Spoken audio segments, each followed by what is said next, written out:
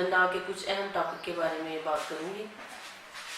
سب سے پہلے ہم بات کرتے ہیں ول کے بارے میں. محمد لا میں ول کا کیا ہے کنسیپٹ. ول کے بارے میں بتایا گیا ہے کہ every Muslim of sound mind and not a minor may dispose of his property by will. یعنی کہ اگر کوئی شخص وصیت کرنا چاہتا ہے تو اس کے لیے ضروری ہے کہ وہ اس کا ذہن ٹھیک ہو, وہ سمجھدار ہو اور وہ مائنر نہ ہو, تو وہ اپنی پراپرٹی کو وصیت کر سکتا ہے, ول کر سکتا ہے. اب ہم یہ دیکھنا ہے کہ وصیت کس فارم میں ہوگی, یعنی کہ کس طرح ہوگی, یا وربل ہوگی یا ریٹن. تو اس میں یہ ہے کہ دونوں طرح سے ہو سکتی ہے, وربل بھی ہو سکتی ہے اور ریٹن بھی ہو سکتی ہے. اور کسی وارث کے حق میں اس وقت تک جو وصیت ویلڈ نہیں ہوگی جب تک دیگر وارثان کی رضامندی نہ ہو. اگر 1/3 سے زیادہ کوئی شخص کسی کو وصیت کرنا چاہتا ہے تو اس کے لیے صرف 1/3 ہی وہ کر سکتا ہے. اس سے زیادہ اگر وہ کرے گا تو جو دیگر وارثان ہوں گے اس شخص کے, وصیت کرنے والے کی دیگر وارثان کی اگر رضامندی ہوگی تو پھر وہ جو وصیت ہو سکتی ہے, ادروائز 1/3 سے زیادہ وصیت نہیں ہو سکتی. اور وصیت کا طریقہ کار بھی یہ ہے کہ جب کوئی شخص وصیت کرتا ہے اور جب اس کی ڈیتھ ہو جاتی ہے تو اس کی ڈیتھ کے بعد اس کی جو تجہیز و تکفین کے اخراجات ہیں اور اس کے جو قرض اس شخص کے اوپر ہوگا, اس کی قرض کی ادائیگی کے بعد 1/3 حصہ جو ہے اس کی جائیداد میں سے دیا جائے گا, بھی کیا جا سکتا ہے.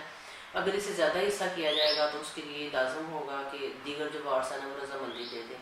اگر دیگر وارثان رضامندی دے دیتے ہیں پھر ٹھیک ہے, ادروائز اگر وہ رضامندی نہیں دیتے تو پھر صرف 1/3 کی حد تک ول ہوگی, باقی ول نہیں کی جا سکتی. اس کے بعد نیکسٹ ہمارا ٹاپک ہے اس میں گفٹ. اب گفٹ جیسے کہ ہم کہتے ہیں تحفہ دینا کسی کو, گفٹ, ہبہ اور گفٹ. اس کے بارے میں کیا بتایا گیا ہے کہ ہبہ اور gift is a transfer of property made immediately and without any exchange by the person to اندر اینڈ ایکسیپٹ بائی اور on behalf of the other. اب کیا ہے اس میں کہ کسی بھی پراپرٹی کو ٹرانسفر کیا جاتا ہے, یعنی کہ ایک شخص سے پراپرٹی کسی دوسرے شخص کو ٹرانسفر کر دی جاتی ہے, اسے ہم ہبہ یا گفٹ کا نام دیتے ہیں. اب ہم نے یہ دیکھنا ہے کہ کون شخص ایسا ہے جو کہ ہبہ یا گفٹ کا اہل ہوگا. Every Muslim of sound mind not minor, یعنی کہ ہر شخص جو ہے وہ جو کہ ساؤنڈ مائنڈ ہوگا وہ گفٹ کر سکتا ہے, لیکن جو مائنر ہے وہ گفٹ نہیں کر سکتا. اب اس میں ہبہ میں یہ ہے کہ جو بھی پراپرٹی اگر کوئی شخص کسی کو کرنا چاہتا ہے تو اپنی تمام پراپرٹی بھی ہبہ کر سکتا ہے. اگر وہ چاہے تو ساری پراپرٹی ہبہ کر دے, خواہ اس کا لیگل وارث ہو اس کے حق میں بھی کر سکتا ہے, کسی دیگر شخص کے حق میں بھی کر سکتا ہے. یہ گفٹ کرنے والے کی اپنی مرضی ہے کہ وہ کیا کرتا ہے. اس میں اگر وہ ساری پراپرٹی ہبہ کر دے تو پھر بھی یہ ویلڈ ہوگی. اسلامی لا کے تحت ریٹرن جو ہے اس کا لکھنا جو ہے ضروری نہیں ہے, یعنی کہ ضروری نہیں ہے کہ آپ اس کو ڈاکومنٹ ہے اس کو آپ لکھیں, لیکن قانونی طور پر اس کا لکھنا جو ہے وہ لازمی ہے. اس وجہ سے کیونکہ اس کے بعد اگر لکھا نہیں جاتا تو بہت سی ایسی پرابلمس ہیں جو کہ قانونی طور پر پیش آتی ہیں اور بہت سے مسائل کا سامنا کرنا پڑتا ہے. اس کے بعد یہ ضروری ہے کہ ڈونی اپنی ملکیت کو بھی ٹرانسفر کرے. اگر کوئی شخص جو ہے وہ پراپرٹی کسی کو دیتا ہے, گفٹ کرتا ہے, تو اس کے لیے ضروری ہے کہ وہ ملکیت جو ہے اس کے نام ملکیت تھی, وہ جس شخص کو دے رہا ہے اس کے نام ملکیت جو ہے ٹرانسفر ہو جائے. اب اس میں گفٹ کی جو 3 کنڈیشنز ہیں جو کہ لازمی ہیں گفٹ کے لیے, اس میں سب سے پہلے ہے ڈکلریشن آف گفٹ, یعنی کہ اگر کوئی شخص کسی کو تحفہ دیتا ہے, گفٹ دیتا ہے, اس کو ڈکلیئر کرے گا کہ میں فلاں شخص کو گفٹ جو ہے وہ کر رہا ہوں. دوسرا یہ ہے کہ ایکسیپٹنس بائی ڈونی. ڈونی جو ہے جو گفٹ لے رہا ہے وہ ایکسیپٹ کرے گا کہ ہاں میں یہ گفٹ لے رہا ہوں, یعنی کہ ایک شخص دیتا ہے, اعلان کرتا ہے, دوسرا اسے ایکسیپٹ کرتا ہے. اس کے بعد نمبر 3 پہ آ جاتا ہے ڈلیوری آف پوزیشن. ایک شخص نے کہا کہ میں گفٹ دے رہا ہوں, دوسرے نے اس کو لے لیا. اس کے بعد جو پوزیشن ہے وہ اگلے شخص کے حوالے ہو گیا, تو اس کا مطلب ہے کہ گفٹ کی ساری کنڈیشنز جو ہے وہ پوری ہو گئی اور گفٹ جو ہے وہ مکمل ہو گیا. اس کے بعد ہمارا جو نیکسٹ ٹاپک ہے وہ ہے پریمپشن. اب پریمپشن کیا ہے؟ پریمپشن دی رائٹ آف شفا اور pre-emption is a right which the owner of an immovable property possesses to acquire by purchase another immovable property which has been sold to another person. اب pre-emption میں کیا ہے؟ The right of شفا. اب شفا کا یہ رائٹ ہے جس میں ایک شخص جو ہے وہ اموویبل پراپرٹی, اس کی جو پراپرٹی ہے اس کا وہ آنر ہے, اب وہ پراپرٹی کو اگر کوئی دوسرا شخص کسی پراپرٹی کو فروخت کرنا چاہ رہا ہے تو اس کے اندر بھی اس کا حق ہوتا ہے کہ وہ اس کو سیل اگر کرے تو اس شخص کا حق زیادہ ہوگا جو کہ حق شفا کے بارے میں مطالبہ کرتا ہے کہ میرا جو اس کے بارے میں حق ہے. اس کو کہا جائے گا پریمپشن. اب ہم نہیں دیکھنا کہ پریمپشن کون کر سکتا ہے, کون شخص ایسا ہے جو کہ یہ کہتا ہے کہ میں پریمپشن کا حقدار ہوں. اس میں جو ہے ہم دیکھتے ہیں کہ اس میں سب سے پہلے ہے شافی شریک، نمبر 1 پہ شافی شریک کرے گا، یعنی کہ وہ شخص جو کہ کو شیئرر ان پراپرٹی ہے، پراپرٹی میں جس کا حصہ ہے وہ کرے گا۔ دوسرے نمبر پہ شافی خلید کرے گا۔ یہ جو شافی خلید ہے یہ پارٹیسپیٹ ان امیونٹیز اینڈ اپینڈیجز میں جو وے کا راستہ ہے، راستے کا حق ہوگا کسی کا، اس کے اندر یہ شامل ہوگا۔ نمبر 3 میں ہے شافی جار، آنر آف ایڈجائننگ امور پراپرٹی۔ یہ 3 لوگ ایسے ہیں جو کہ جن کے بارے ہم کہتے ہیں کہ یہ کلیم کر سکتے ہیں کہ ہم جو پری ایمپشن کے حقدار ہیں، لہٰذا ہم جو ہیں اس کا کلیم کرتے ہیں۔ اس کے بعد جو ہمارا ٹاپک آتا ہے محمد اللہ میں، وہ ہے میرج۔ میرج کے بارے میں محمد اللہ میں کہا گیا marriage is defined to be a contract which has for its object the procreation and the legalization of children. اب میرج جو ہے وہ کیا ہے؟ ایک کانٹریکٹ ہے جس کا مین مقصد کیا ہے؟ افزائش نسل ہے، یعنی کہ نسل کو آگے بڑھانا اور بچوں کی قانونی حیثیت دینا۔ اب یہ دیکھنا ہے کہ کیپیسٹی آف میرج کیا ہے، کون شخص ایسا ہے جو کہ میرج کر سکتا ہے۔ Every Muslim of sound mind who has attained puberty, ہر وہ شخص جو کہ بالغ ہوگا وہ شادی کر سکتا ہے۔ Lunatic and minor who has not attained puberty may be validly contracted by their guardian, لیکن مائنر اور لونیٹک پرسنز جو ہیں وہ اپنے گارڈین کے تھرو جو ہے شادی کا کانٹریکٹ کر سکتے ہیں، خود سے وہ اہل نہیں ہے کہ وہ خود سے شادی کا کانٹریکٹ کر سکیں۔ A marriage without the consent of Muslim is void. اب اگر کوئی مسلمان ہے وہ اس کی رضامندی کے بغیر اگر کوئی شادی کی جاتی ہے تو وہ درست نہیں ہوگی بلکہ وہ وائڈ ہوگی۔ اب ہم نے یہ دیکھنا ہے کہ اسینشلز آف میرج، میرج کے اسینشلز کون کون سے ہیں۔ اب اس میں سب سے پہلے ہے پرپوزل اینڈ ایکسیپٹنس، یعنی کہ ایک شخص ہے اگر وہ شادی کرنا چاہتا ہے تو لازمی بات ہے کہ اس کے لیے مین چیز ہے پرپوزل، کہ وہ پرپوزل بھیجتا ہے اور دوسری طرف سے ایکسیپٹنس ہو جاتی ہے، اس کو ہم کہیں گے پرپوزل اینڈ ایکسیپٹنس۔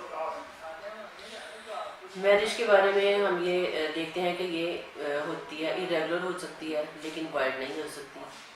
اسی طرح بعض ایسی گواہان کی غیر موجودگی ہو جاتی ہے تو اس میں یہ irregular ہوگی، وائڈ نہیں ہوگی، یعنی کہ اگر گواہان موجود نہیں ہے تو اس کو ہم کہیں گے یہ irregular میرج ہے، وائڈ نہیں ہے۔ اب میرج میں بھی وائڈ اور irregular اور ویلڈ ہو سکتی ہے یا irregular ہو سکتی ہے اور باطل یا وائڈ ہو سکتی ہے۔ اب اس میں کیا ہم نے دیکھا، میرج میں بھی ویلڈ اور irregular اور وائڈ۔ اب یہ 3 صورتیں ہو سکتی ہیں، ویلڈ ہو سکتی ہے، irregular ہو سکتی ہے یا وائڈ ہو سکتی ہے۔ یہ تھا میرج کے بارے میں۔ اب نیکسٹ جو ہمارا ٹاپک ہے وہ ہے ڈور۔ ڈور کے بارے میں کہتے ہیں ڈور اور حق مہر is a sum of money or other property which the wife is entitled to receive from the husband۔ اب یہ وہ پراپرٹی ہے جو کہ شادی کے سلسلے میں جب شادی کا کانٹریکٹ ہوتا ہے تو ایک جو عورت ہے وہ حقدار ہوتی ہے، خواہ وہ پراپرٹی پیسے کی صورت میں ہو یا کوئی جائیداد ہو، کسی بھی صورت میں اگر پراپرٹی دی جائے گی شادی کے سلسلے میں تو اسے ہم کہیں گے یہ حق ہے۔ اب اس میں جو ہے حق ہے اس میں پرومپٹ ڈاور ہے اینڈ ڈیفرڈ ڈاور ہے، یعنی کہ جو ہوں گے ڈاورز ہوں گی اس میں پرومپٹ اینڈ ڈیفرڈ ڈاورز کی اقسام ہے کہ پرومپٹ ڈاور ہوگا یا ڈیفرڈ ڈاور ہوگا۔ اب the amount of dower is usually split into 2 parts are called prompt dower which is payable on demand and other called deferred dower which is payable on dissolution of marriage۔ اب اس میں prompt dower ہے which is payable on demand، یعنی کہ prompt dower وہ ہے جب demand کی جائے گی، جب طلب کیا جائے گا تب وہ دیا جائے گا، اور جو deferred dower ہے جو ادا کیا جائے گا dissolution of marriage، خواہ وہ ڈیتھ کی وجہ سے ہے یا ڈیورس کی وجہ سے ہے تو پھر ہم ڈیمانڈ کریں گے deferred dower۔ جو اس میں حق مہر کے بارے میں یہ ہے کہ اپنی مرضی سے بیوی اگر چاہے تو وہ حق مہر کو چھوڑ سکتی ہے، اگر اس کا حق مہر رہ جاتا ہے تو وہ اس چیز کی حقدار ہے کہ وہ شوہر کی پراپرٹی میں سے حقدار اپنا جو ہے حق مہر وہ وصول پائے، اور اس کے وارثان جو ہیں ان کے لیے بھی لازمی ہے، جو شوہر اگر فوت ہو گیا اس کے وارثان کے لیے بھی لازمی ہے کہ بیوی کا حق مہر جو ہے اس جائیداد میں سے وہ ادا کریں۔ اس کے بعد آگے نیکسٹ ہم دیکھتے ہیں ڈیورس۔ ڈیورس کا ٹاپک ہے ڈیورس کیا ہے؟ ڈیورس یہ ہے کہ اگر ایک شخص اپنی بیوی کو طلاق دیتا ہے تو اسے کہا جاتا ہے کہ ڈیورس ہے۔ اب ڈیورس کا کیا طریقہ کار ہے؟ ایک شخص اگر طلاق دینا چاہتا ہے تو وہ ڈیورس دے گا، اس کی ایک کاپی جو ہے وائف کو ارسال کرے گا اور ایک کاپی وہ چیئرمین یونین کونسل کو بھیجے گا، اور طلاق دینے کے بعد اگر ایک طلاق وہ دیتا ہے تو رجوع کر سکتا ہے، 2 طلاق دیتا ہے رجوع کر سکتا ہے، تیسری طلاق کے بعد رجوع ممکن نہیں ہے۔ بعض صورتوں میں ایسا ہوتا ہے کہ کانٹیجنٹ جو ہے طلاق دی جاتی ہے. اس میں کیا ہوتا ہے کہ ایک شخص طلاق دیتا ہے, وہ یہ کہتا ہے کہ اگر فلاں ایونٹ ہوا, کوئی ایسا واقعہ ہوا تو طلاق ہو جائے گی, لہٰذا اگر فیوچر میں وہ واقعہ ہو جاتا ہے تو اس کا مطلب ہے کہ وہ طلاق ہو جاتی ہے. اس طرح ہم دیکھتے ہیں کہ طلاق کے لیے جب یونین کونسل میں نوٹس چلا جاتا ہے تو expiry of 30 days, after expiry of 30 days جو ہے طلاق جو افیکٹو ہو جاتی ہے. اب طلاق کا جب افیکٹو ہو جاتی ہے تو اس سے مؤثر سرٹیفکیٹ لینے کے بعد جو عورت ہے وہ کہیں بھی شادی کر سکتی ہے. لیکن یہ ہے کہ اگر اس دوران میں عدت ہے تو عدت کا خرچہ شوہر کو دینا ہوگا لازمی, اور وہ اس کا خرچہ دے گا. نیکسٹ میں ہم دیکھتے ہیں مینٹیننس. مینٹیننس اس سے مراد خرچہ نانفقہ ہے. مینٹیننس میں جب عام طور پر ہم بات کرتے ہیں تو ہمارے مائنڈ میں یہ ہوتا ہے کہ شاید مینٹیننس صرف عورت کا, بیوی کا حق ہے یا بچوں کا حق ہے. لیکن جب مینٹیننس کا ذکر ہم کریں گے اس محمد اللہ کے تحت تو اس میں بیوی, بچوں کے علاوہ والدین بھی شامل ہیں, دادا دادی اور وہ رشتہ داران جو کہ غریب ہیں اور آپ کے انتہائی قریبی رشتہ داران ہیں اور وہ اس قابل نہیں ہے کہ اپنا بوجھ اٹھا سکیں, تو ان کی رہائش, ان کے کھانے پینے کا سارا بندوبست کرنا بھی ایک شخص کا جو کہ صاحب حیثیت ہے اس کا فرض ہے. اگر کوئی شخص صاحب استطاعت ہے, اس کا باپ یا قریبی رشتہ دار غریب ہے, تو ان کی رہائش وغیرہ کا بندوبست لازمی طور پر شخص کو کرنا ہوگا. اب اس میں اگر کوئی شخص جو ہے وہ طلاق دے دیتا ہے اپنی بیوی کو, عدت کے دوران کا جو خرچہ ہے وہ بھی شخص نے دینا ہے, شوہر دے گا, اور بچوں کا خرچہ جو ہے نام کا وہ بھی دے گا, بچی کا خرچہ بھی دے گا جب تک اس کی شادی نہیں ہو جاتی, اور بیٹے کا خرچہ, بچے کا خرچہ بھی ادا کرے گا جب تک کہ وہ خود کمانے کے قابل نہیں ہو جاتا.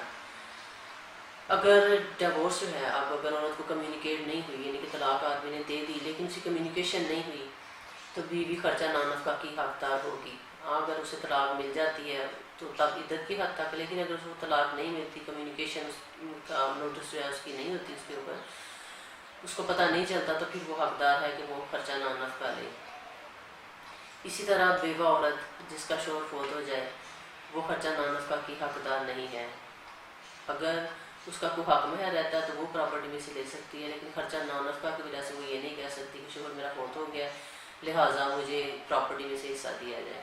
وہ اس کا علیحدہ سے جو شیئر بنے گا انہیریٹنس کے تحت یا جو ویسے اس کا شیئر ہوگا پراپرٹی میں وہ اس کو ملے گا, لیکن وہ اس ایز اے حق مہر یا مینٹیننس کے طور پر, حق مہر کے طور پر تو کر سکتی, مینٹیننس کے طور پر اس کو کلیم نہیں کر سکتی. اب نیکسٹ میں ہم دیکھتے ہیں ریسٹریکشن آف کنجوگل رائٹس. اب اس ٹاپک میں عام طور پر جو مرد ہے وہ دعویٰ دائر کرتا ہے کورٹ میں کہ عورت اگر کسی وجہ سے اپنے گھر آباد نہیں ہوتی آ کے, اور شوہر کے ساتھ آباد نہیں ہوتی, نہیں رہتی, تو اس صورت میں آدمی جو ہے وہ ریسٹریکشن آف کنجوگل رائٹس کا دعویٰ کرتا ہے. اور اس کے دعوے کا مقصد یہ ہوتا ہے کہ عورت کو کہا جائے, فورس کیا جائے کہ وہ آ کے اپنے گھر آباد ہو. اب اس میں جو شوہر ہے وہ بتاتا ہے کہ بھی میں اس کو پراپر نانو خرچہ خرچہ جو ہے اس کو دے رہا ہوں, اس کو پراپر رہائش میں نے دی ہے, اس کی ضروریات کو میں پورا کر رہا ہوں, لیکن اس کے باوجود یہ گھر میں آباد نہیں ہو رہی, لہٰذا اس کو حکم دیا جائے کہ گھر آ کے یہ حقوق زوجیت ادا کرے.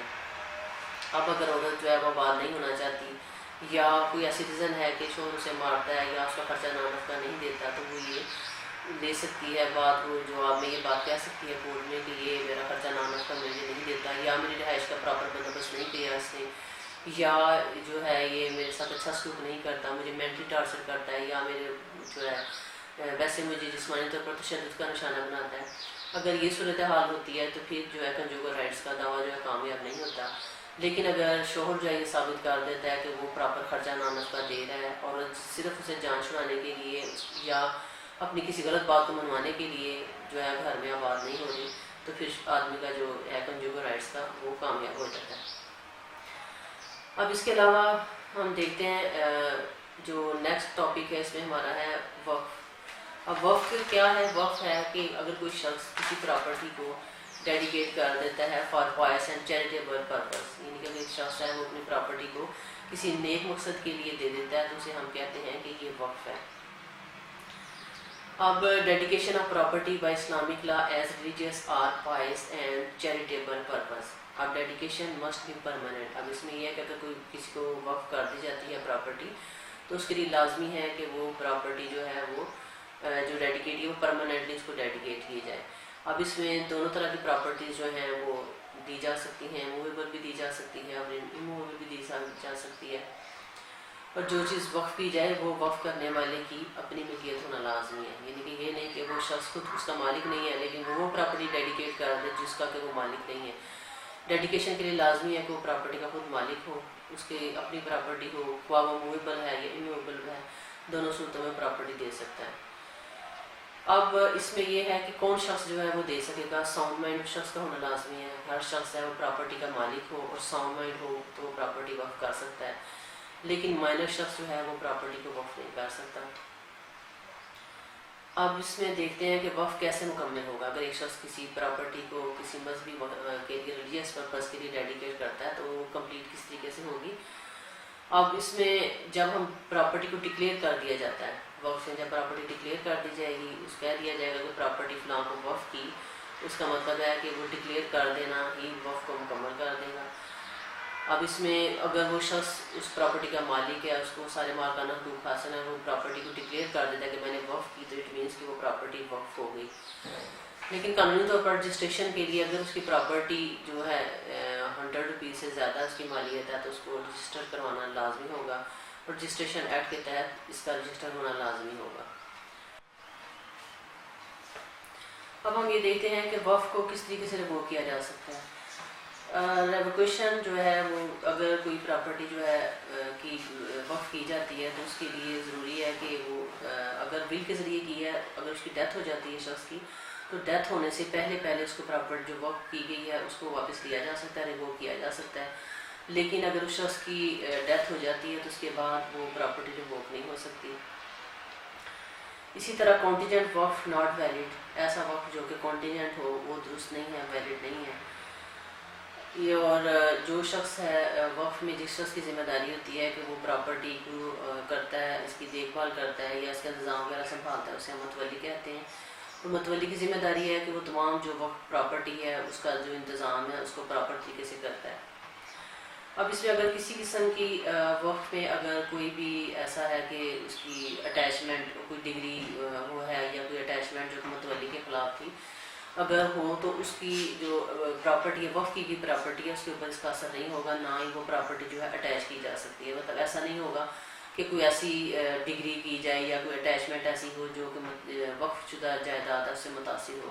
اب جب وقف کی جائیداد ہے اس پہ کسی قسم کا اثر نہیں ہوگا، نہ ہی متولی کے خلاف جو ڈگری ہے اس کو یہ شمار کیا جائے گا کہ یہ وقف پراپرٹی کے خلاف ہے، بلکہ متولی کے خلاف اگر کسی قسم کی کوئی ڈگری ہے تو عمل درآمد صرف متولی کی ذات کی حد تک ہوگا، وقف پراپرٹی میں کسی قسم کا کوئی بھی قسم کا فرق نہیں پڑے گا۔ اور یہ جو ہم نے دیکھا کہ وقف کے بارے میں کہ وقف کیا تھا، اس میں مین اس کی پوائنٹس اور باقی جو مین پوائنٹس ہیں محمد اللہ کے ہم نے دیکھے۔ محمد اللہ کا جو بیسک مقصد تھا وہ یہ ہے اس میں بتانے کا کہ یہ وہ قوانین ہے جو کہ اسلامی شریعت بتاتی ہے۔ جب ہم محمد اللہ کا لفظ یوز کرتے ہیں تو ہمیں یہ سمجھ آنا چاہیے کہ اس میں وہ لاز ہیں جو کہ قرآن اور سنت کے مطابق ہیں اور اسلامی قوانین ہیں، وہ ہم کہیں گے کہ اس کے اندر شامل ہیں۔